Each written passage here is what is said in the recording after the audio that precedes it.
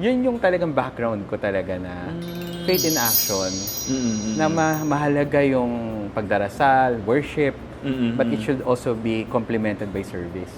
How do you like me to address you po? Sir Kel na lang. Sir Kel na lang. Na lang po ang yung last name. The joke. So, Tapos happy siya na yung medical gown niya, tatawagin niya ako, Kel. Tapos akala ko naman pera yung bubunutin. Alam niyo kung anong bubunutin? Saging. bakit? Yun yung payment sa kanya ng mga pasyente. Good. And my father also, yan naman, everyday nagro-rosary. Which is siya yung founder po? Tama po? Hindi, yung tatay yung lolo ko ang so founder. lolo niyo po ang Second founder. president ang tatay ko. Okay. Oo. Masyado kong in-imbibe yung men and women for others. So Atenista din po pala ang kausap natin. Wala naman po tayong bias. Wala naman. It's just the best school. Ako yung humawak ng Alay Kapwa. Parang fundraising para sa mga mahihirap. So, pero don't get me wrong, yung choir namin, kino-consider kami nung time na yun na hangad dito. Talaga? So, we were really dead serious about singing. Yes. Oo. Peg namin talaga hangad. So, talagang Hindi po bukas na-invite palad kami. kasi... Kasama rin. Paano mo maitatanim ang konsepto ng faith in action sa isang bata at maipapapractice mo ito sa kanyang pagtanda? Halina't pakinggan ang president ng Dr. Yangas Colleges Incorporated dito sa Bocaue, Bulacan na si Mr. Kel Yanga dito sa episode natin ng Sensei. Kasama ako, si Mr. Romar Chufa.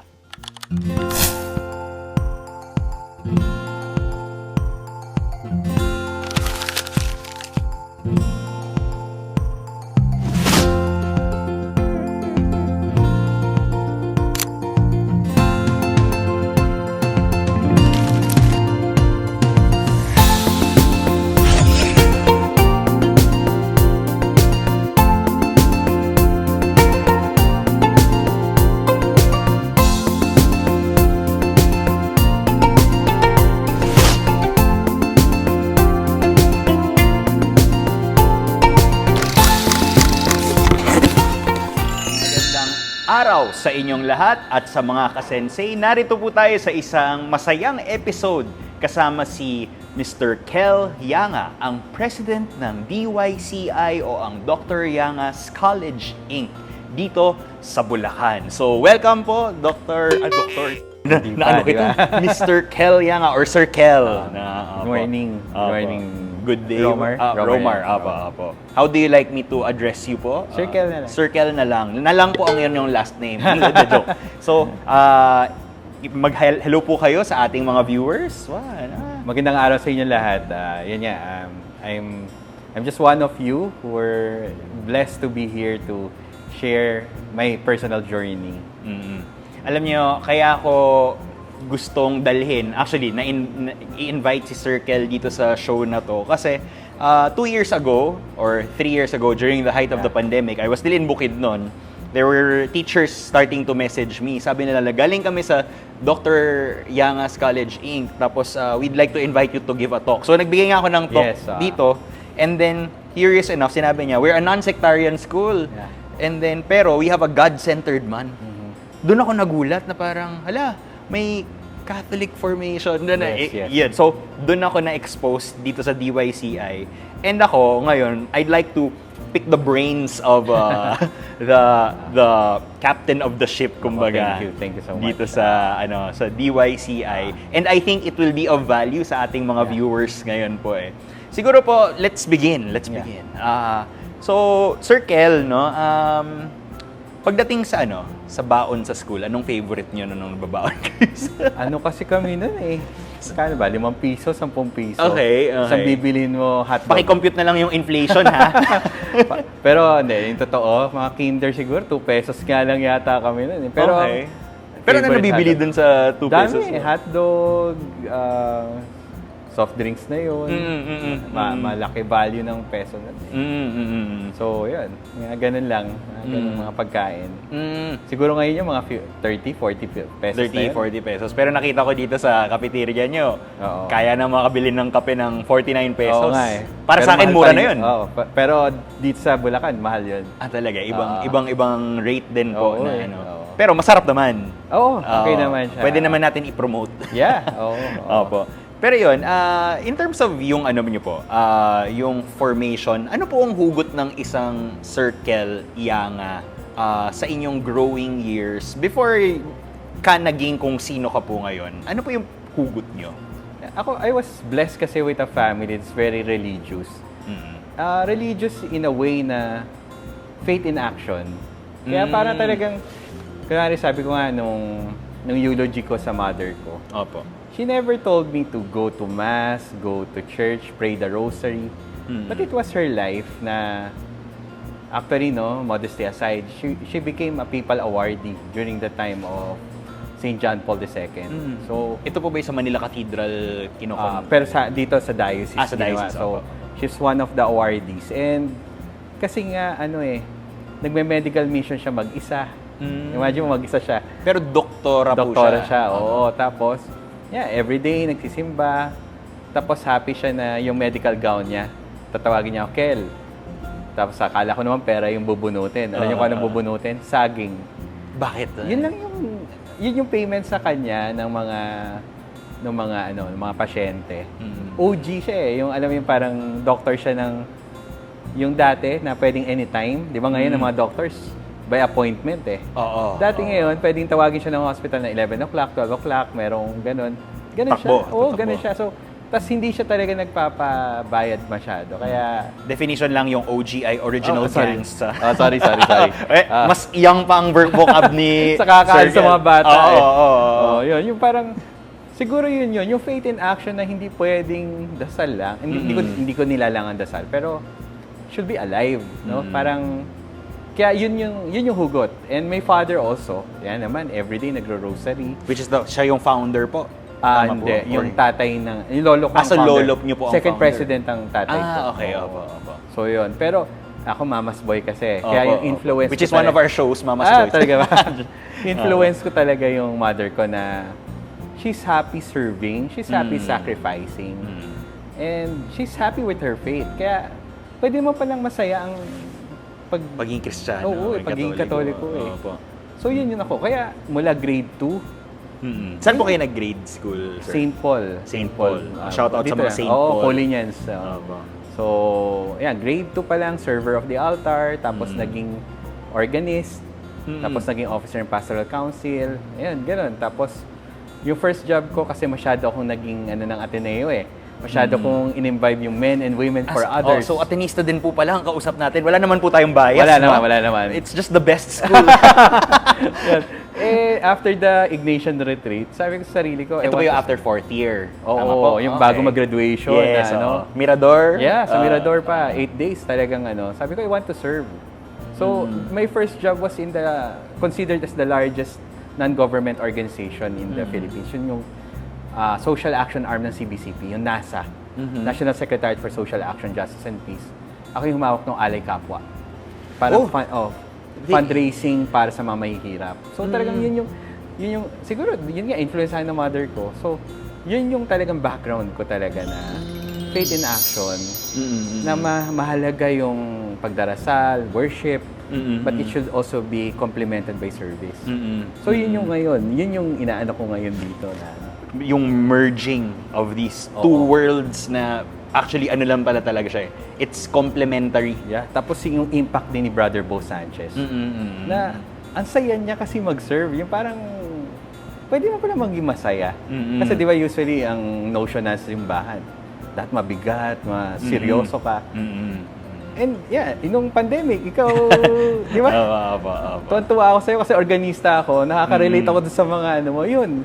Kaya ka namin kinuha nun. Kasi talagang, we want faith to be alive and be fun for this present generation.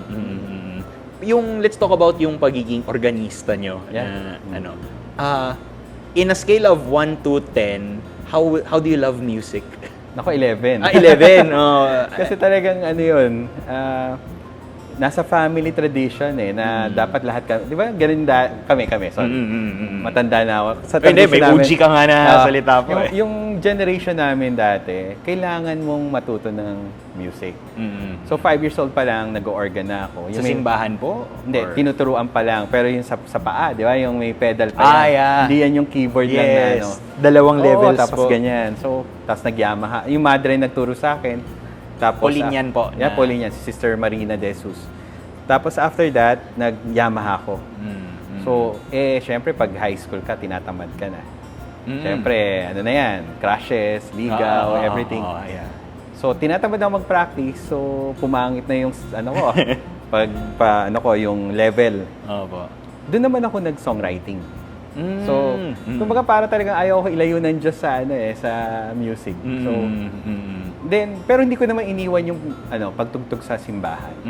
Siguro every weekend nga mga nakaka-4 ako minsan nun. Yung ayaw mo na umuwi, gusto mo lang tugtog. Yun. Pero during this time, di ba parang sinabi mo po, yung nanay niyo po, faith in action. Ikaw rin ba, habang nagsisilbi nun sa simbahan, meron ka bang masasabi na, ito, nag-faith in action din po ako? Nung mga times na yun.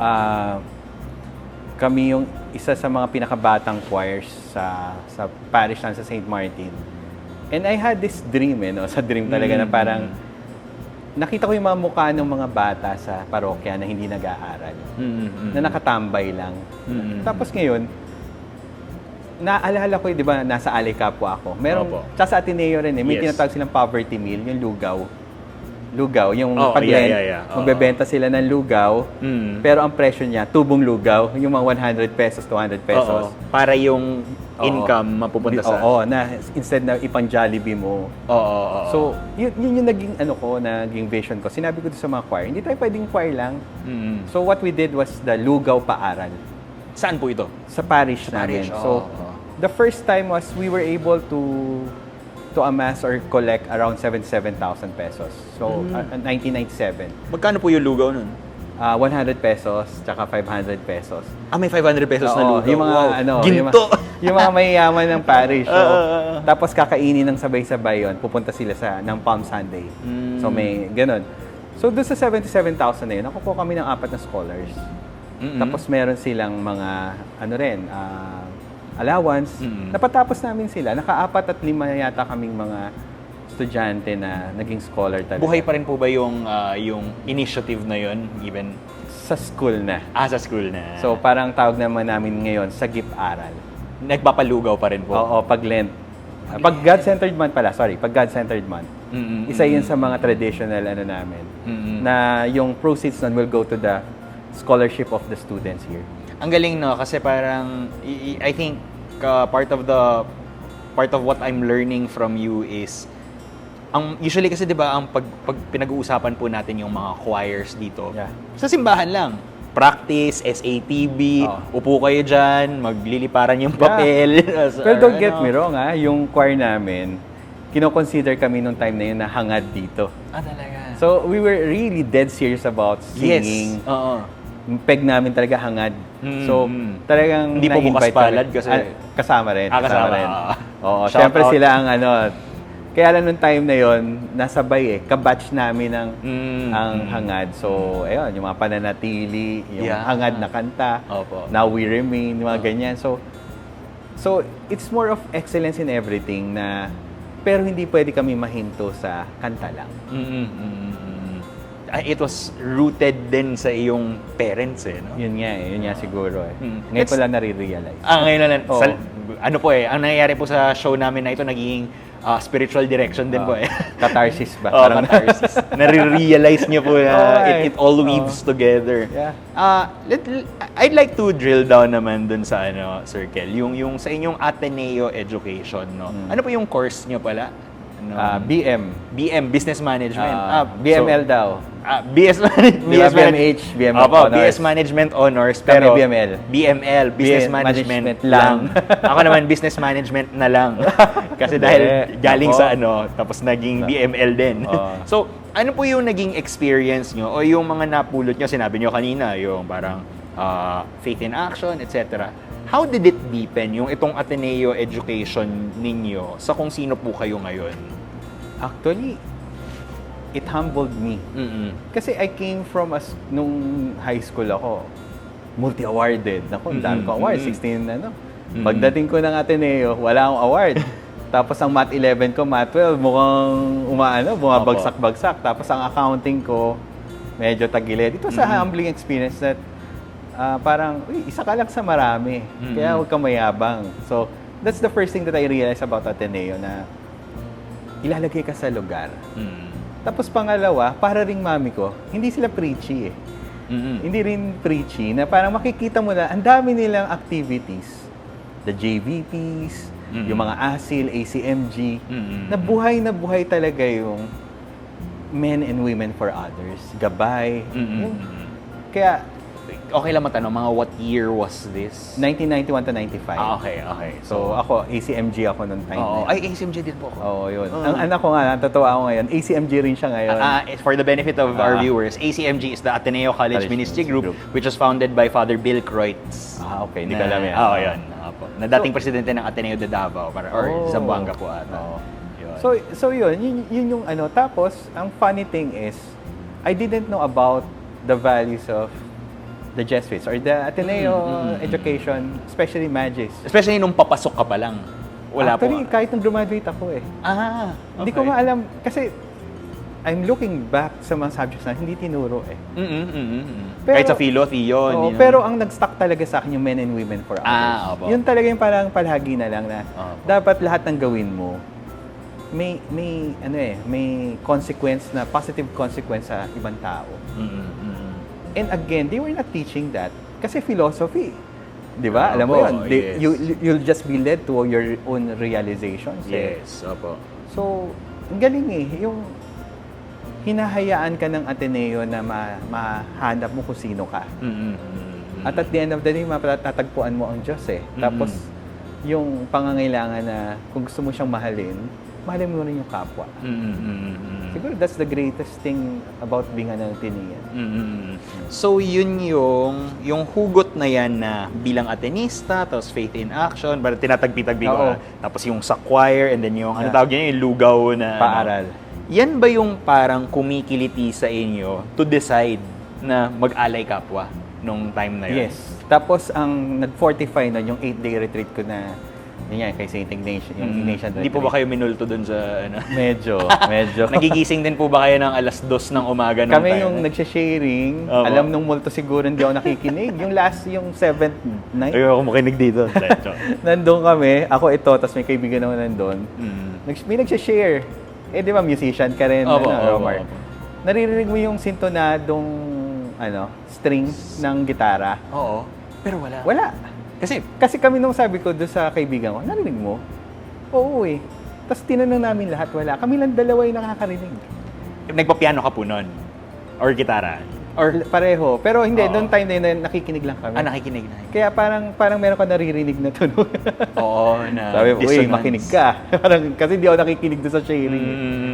So, ayan, yung mga ganong experience ng Mirador. Ako naman, yung experience ng mga friends ko, yung nagigising po kami at 3 a.m. All at the same time. Tapos na-realize lang namin na nung tapos na yung retreat, dun kami nagigising together. Infirmary pala raw kasi yun, di ba? Parang takbuhan ng mga Jesuitang nung pinaalis ni Mao Zedong nung naging refuge siya ng mga Jesuits na mga Chinese na pero dito ngayon po daw sa napakaganda na. Ganda na po. Hindi pa ako napupunta. Sana makapunta din kami. Pero anyway, so yung Mirador experience niyo po, yung 8-day. Just for context din, itong 8-day retreat kasi na ito, it's a simulation. Well, it's also the spiritual exercises of St. Ignatius of Loyola na, di ba parang 4 weeks po yan eh. Yeah. Na may knowing, ano po nga? Finding God in all things. Finding God in all things. Na parang you'll walk together with Christ sa kanyang journey. Pero actually, yun na lang naalala ko yung Finding God in all things. Okay. Kasi ganda nun, lalim nun. Ganda. Totoo po. Yeah. So, yung Alay Kapwa experience, na mga gano'n po kayo nagtagal nun, 4 sir? years. 4 years. Tagal din. Oo. Na talagang, parang nga siyang telenovela. No? Kasi syempre, pag fresh graduate ka ng Ateneo, gusto mo Change the world. Corporation. Di ba? Kasi management eh. Yes, management. Pero ako, decided ako talagang maging, yung sa NGO, to change the world. Tama ka. Pero nung sasign na ako, alam mo yung tipong may tumawag sa'yo, yung sasign ka na. Sign ka na po sa Original contract yung kumpanya. Sa CBCP. Sa CBCP? Okay. Tapos bigla may tumawag sa'yo na pinapapunta ka sa Dell Computer, Okay. na for final interview ka na. So para ka talagang So medyo sinabay mo yung Oo, parang applications. tinetempt ka. Pero hindi, nag-ano ko, sige, siguro Lord, tinetest mo ako, no? Ano conviction ko. So nag-serve ako sa CBCP. And talagang pinaramdam sa akin, palaging may humbling experience ako eh. Siguro hinahanda talaga ako dito sa school. Na para maramdaman ko yung nasa baba. Opo. Kasi alam mo yung salary mo, Atenean ka, mas mataas pa yung mga maintenance Di ba, staff. may expectation ka Oo, pa eh. Atenean ka eh. Pero mas mataas ang maintenance staff na salary kesa sa akin. Magbabalik ang Sensei. Hold on to your horses. We'll be right back. Yung maging nepo baby. Opo. Yung gano'n na parang gusto ko i-prove yung sarili ko talaga na magtrabaho sa pamilya mo. Yung parang gusto mo munang patunayan na kaya mo on your own. Ngayon kasi ang Palm Sunday ay Alay Kapwa Sunday. Kaya pag nagsimba ka, pare, makikita mo yun sa ordo eh.